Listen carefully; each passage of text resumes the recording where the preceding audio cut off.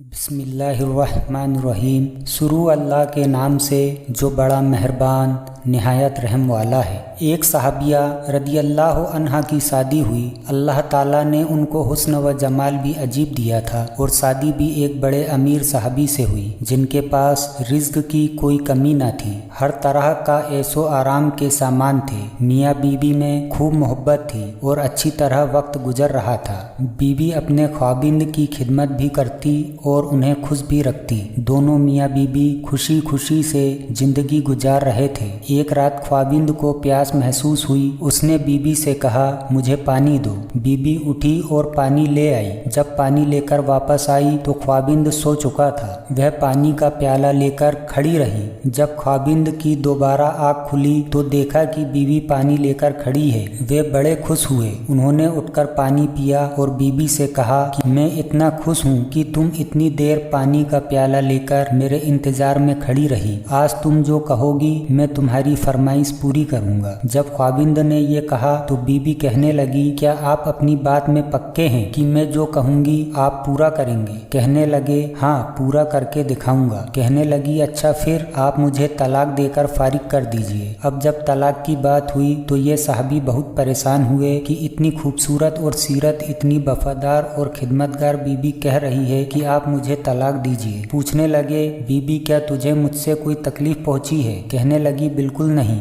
بیوی کیا میں نے آپ کی بے قدری کی؟ ہرگز نہیں۔ کسی امید کو توڑا ہے؟ کوئی بات آپ کی پوری نہیں کی ہو؟ نہیں، ایسی بھی کوئی بات نہیں۔ بیوی کیا آپ مجھ سے خفا ہے؟ کہنے لگی ہرگز نہیں۔ تو پھر مجھ سے طلاق کیوں چاہتی ہو؟ کیا تم مجھے پسند نہیں کرتی ہو؟ کہنے لگی یہ بات بھی نہیں، پسند بھی بہت کرتی ہوں، محبت کرتی ہوں، اس لیے تو خدمت کرتی ہوں۔ آپ نے کہا تھا کہ میں آپ کی بات کو پورا کروں گا، لہٰذا آپ مجھے طلاق دے کر فارغ کر دیجئے۔ وہ صحابی پریشان ہیں کہ قول بھی دے بیٹھے۔ کہنے لگے اچھا صبح ہوگی تو ہم نبی صلی اللہ علیہ وسلم کی خدمت میں جائیں گے اور آپ سے جا کر فیصلہ کروا لیں گے۔ وہ کہنے لگی بہت اچھا۔ لہٰذا میاں بیوی دونوں رات کو سو گئے۔ صبح ہوئی تو بیوی کہنے لگی چلو جلدی چلتے ہیں۔ لہٰذا دونوں میاں بیوی گھر سے باہر نکلے ہی تھے کہ خاوند کا کسی چیز میں پیر اٹکا اور وہ نیچے گر پڑے اور ان کے جسم سے خون بہنے لگا۔ بیوی نے فوراً اپنا دوپٹہ پھاڑا اور خاوند کو پٹی باندھی اور ان کو جسم کا سہارا دیا اور کہنے لگی چلو گھر واپس چلتے ہیں، میں آپ سے طلاق نہیں لیتی۔ وہ حیران ہوئے کہ جب تم نے طلاق کا مطالبہ کیا نہ مجھے اس وقت سمجھ میں آیا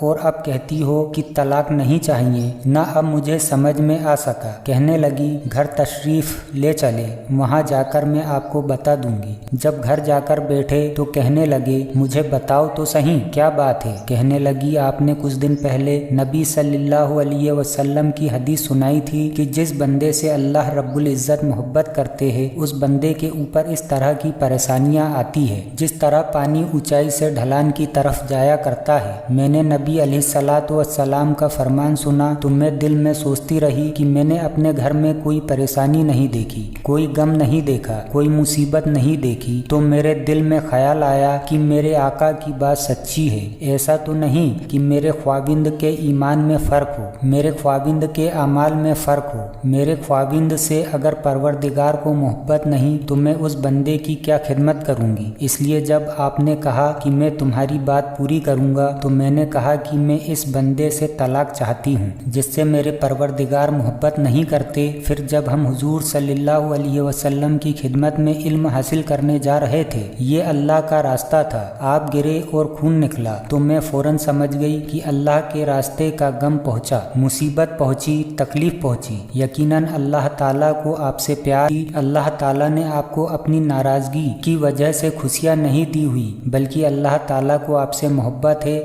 اب مجھے طلاق لینے کی کوئی ضرورت نہیں، اس لیے میں ساری زندگی آپ کی خادمہ بن کر آپ کی خدمت کیا کروں گی۔ سبحان اللہ۔